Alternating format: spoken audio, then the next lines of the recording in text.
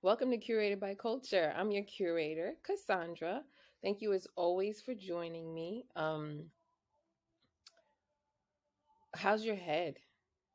How's your heart? It's important to check in with yourself, especially around the colder months because seasonal depression is real. For people who have to spend time with their families, sometimes the people who causes the most stress are family members, and I've talked about that before. It's okay to say no. It's okay not to attend.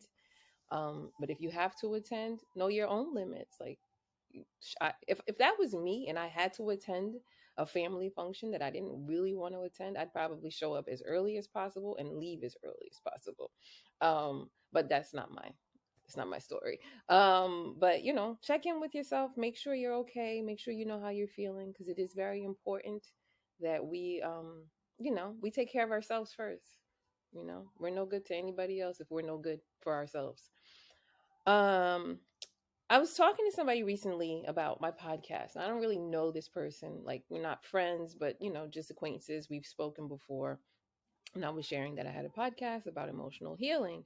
And in the conversation, we kind of drilled back a little bit more and was like, well, really, what does that mean? Like, what are the conversations like? Or do you have therapists on and this and that? And I was like, no, it's kind of just me talking about situations that I've either, people I've met or encountered, or maybe my own personal experiences. But she was trying to get a better understanding of, like, what is emotional healing. And I'm like, it's the one thing we don't realize that we suffer from as humans, because we don't really know what emotional healing looks like. It's like, for a man who has always been, and especially in the Black community, like, we're always taught you have to be strong, you have to be smart, you have to be these things. And especially men, like, little boys are often told, especially in the Black community, don't cry, men don't do this. And a lot of that is being emotionally unintelligent. Like, we need to understand what our feelings are. Last season, I talked a lot about feeling your feelings. I think I did one, maybe three episodes about it. But I think it's important that we really, and I kept saying this to her, like, I think it's important that we understand what our traumas are. Sometimes they're childhood traumas, sometimes they're relational traumas, sometimes they're just, they could be anything. It could be anything that had an effect on you that causes you to act emotionally unintelligent now.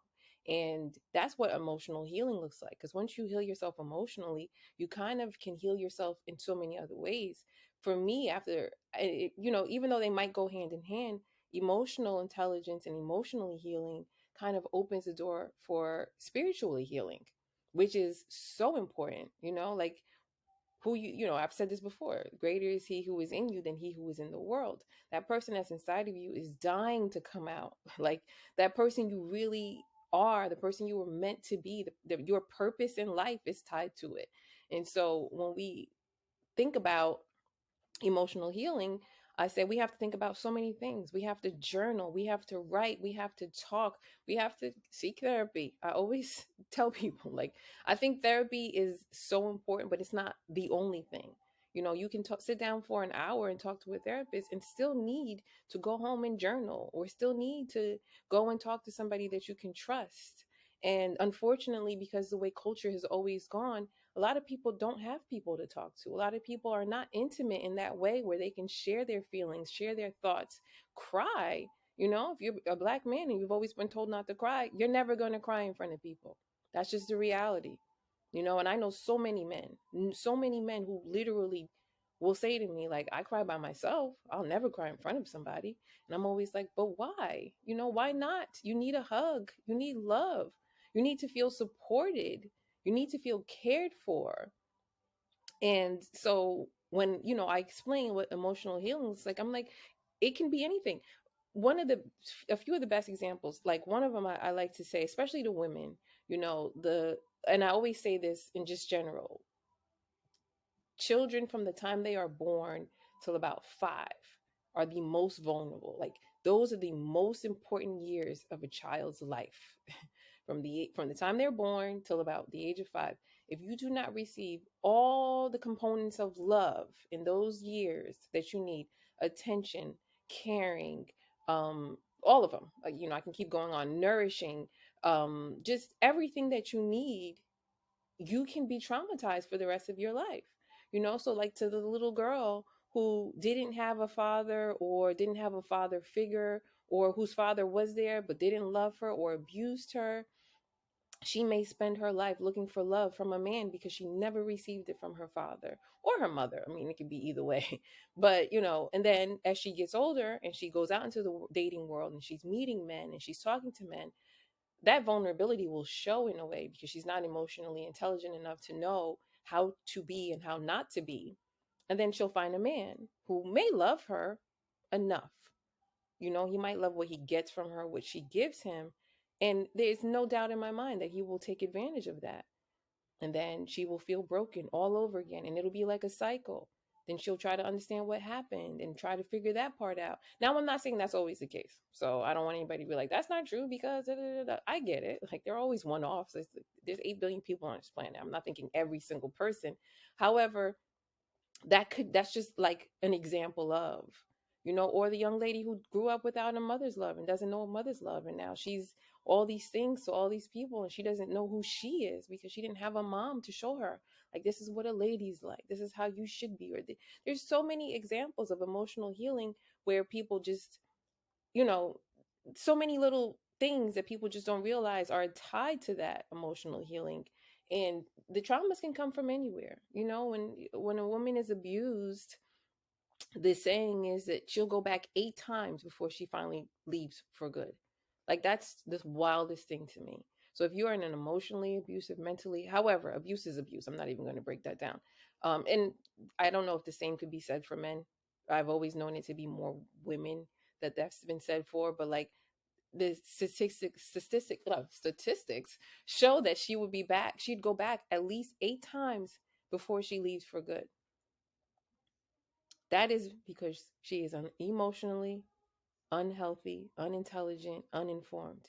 When you heal yourself emotionally, you can heal yourself in every other way. Your spiritual intelligence, your emotional intelligence, your relational intelligence, all those things are a kind of a product of your emotional intelligence. That's my opinion. I don't know that to be fact. So if you are like a psychologist or a therapist or somebody and I'm saying that wrong, please email me and say that's wrong. Don't say that. But I feel like that, to me, and in my personal opinion, those are some of the most important things that affect my community, the Black and brown community, especially women, especially men who have been searching their whole lives. And I know so many men who are constantly searching, like, I'm looking for something, I don't know what it is. Some of these men join groups, cults, I like to call them, that will prey upon that exact fact. They didn't have a mom or a dad, or they were out running the streets. And now, here in 2022, we are, like, in my opinion, I always say this, like, we're in the battle of good versus evil. And because we can't get it together emotionally or spiritually, we are literally losing the fight. So when I tell people about my podcast, I always say it's to get people emotionally and spiritually right. Like, I want people to know what happiness looks like, understand what God's best for you is. It is peace, it is happiness, but it is also very much to walk in your purpose. It's important that if we want to live full and authentic lives, we choose to walk in our purpose. And the world would be a much better place for it. Like, honestly, it would be a much better place for us if we all chose these paths. So that was part of the conversation. And the other part of the conversation, which to me is probably what I really wanted to talk about today, was we were talking about legacies. This was a group of people. We were talking about legacies. And, somebody was like, well, what do you want your legacy to be? And, I probably mentioned it on here before, different things. Like, I want to do this, I want to get into this. And, I'm getting into education in a different way. But I want my legacy to be love. And when people ask me that and I say that, I explain it in a way of, love is the one thing that humanity has lost so much. Like, we no longer love each other. The Bible literally says, love one another as I have loved you. That's it. That's the simplest rule to me, and the one that is so lost on people. Love one another. We are not here to judge another person's actions. We are not here to criticize another person's actions. We are simply here to love one another. And we don't do that enough. And that bothers me so much. You know, when I tell people audit your circle, when I say feel your feelings, when I say all these things, it's all part of leading to love, loving yourself, loving one another. This is the legacy that I literally pray, I hope, I really do hope that I leave behind. I want to leave a legacy behind where people understood what it was like to love ourselves, or really just understood what love was really like. Like, what is love? You know, a lot of people don't even know what love is. And that's so sad to me. We think that, you know, sticking by somebody, being loyal to somebody is love. When in reality, that's not love. You'll know when you are loved. You know, there will be no pain. No, well, let me not say that because there could be pain attached to love. Could be, it's like it's painful to me as a mom because I love my daughter so much. So anytime she hears, well, let me not, like, now I'm going to go down a rabbit hole, sorry, but you know, there should be no pain attached to real love, you know. I really want my legacy to be love. I want people to know what it feels like to be loved, but also I want people to understand, until you love yourself, you can't love other people. Until you love yourself, you'll never know what love really feels like. Until you love yourself, we can't shift and change the world for the better. We need to love ourselves, but then also understand what humanity's like. We're all dealing with something, we're all going through something. So, just as you would want to be met with grace and kindness and forgiveness as you battle your day, so does the next person. So, we need to treat each other that way. And I think, and I feel like that's one of the biggest things that is so lost on society, but more so, especially within our own culture, within my own culture, you know, in the Black and brown community, we don't love on each other enough. You know, I've talked about Black love and what it looks like before, and you know, TV's promoting Black love in marriages, and I love that. I really do love that. I love to see Black love, you know, within marriages, but I also want to see Black love within our communities, within our groups. I want us to grow and build the way other cultures and communities grow and build. We just don't have enough of that. And that's why I do this. That's why I keep talking about this. That's why when I'm on here, I say we, and I'm talking about Black people. By no means do I think we're a monolithic, because I know we're not. You know, I know there's all sorts of other cultures that also deal with these things. But the most obvious of these cultures is us. You know, that's why you see people say, well, you know, they'll kill each other, they'll kill themselves. And it's true. It's so true. We will kill ourselves if you allow us to. Greed, hate, envy, all those things are poured into that. And that's what destroys our community. We don't have enough love. You see a young lady who's struggling, who doesn't have a mom, love her like a mom. That's literally who I am. Anytime young, especially young women, and they gravitate towards me, and I love it. I love it so much. You know, I only have one daughter who I love more than anything in this world. But I love all people. I love young people. I love hanging out with them. I love talking to them. I love nourishing them. I love pushing them to be creative. I love helping them find their most authentic selves. But the most important thing to me is teaching them how to love themselves first, how to choose themselves, how to stand up for themselves, how to fight for themselves, and also showing them what love actually looks like is important. So that was the fun part of the conversation, was just talking about my legacy of love and how I want that to be something that I leave behind, but also something that just generations and generations and generations of people can say, oh, well, you know, we healed ourselves because of this, or we healed ourselves because of that. I don't do it for likes. I don't do it for follows. I don't do it for fame. That doesn't mean anything to me.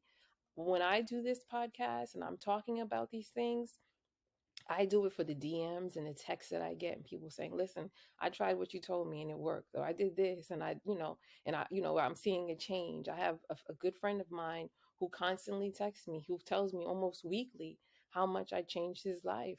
Or another young lady who I know really well, who will text me every week and give me the notes, but also tells me how these things have affected her. And to me, that fills me up with all that I need. Like, that's all that I need, to know that I'm, even if it's one person at a time or one person per year or whatever it is, I know that I'm affecting some sort of change within you to bring out the best in you.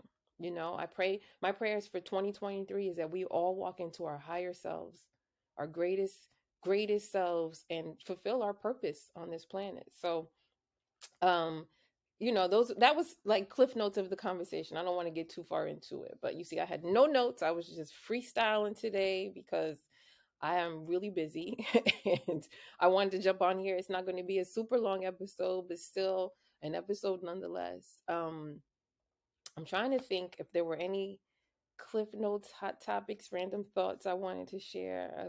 I'm always reading something, but who knows? Anyway, thank you as always for joining me. I really do appreciate you all listening, liking, sharing. Please continue to do that for me. And pray for me for social media. Like, really pray for me that I can figure that part out, because I know everybody keeps saying, "Oh, everybody's going to find you on social media." I am a true believer that if this podcast is supposed to get to somebody, it will get to them. I believe that with every fiber in my being, that if God wants you to hear this podcast, you will hear it. However you get to it, however it gets to you, should I say, it will get to you. It doesn't, I don't need to post on social media. You know, to quote Lauren Hill, she says, I don't do the things you do for popularity. So I don't need to post on social media as often or as much, because I truly believe that the people who are listening and the people who are being changed by this are sharing it with other people. And so I hope you'll do that. If this helped you, if this was something that was good to you, if it sounded good, or if you know somebody that this could help. And I think that's it. I love you, Ma.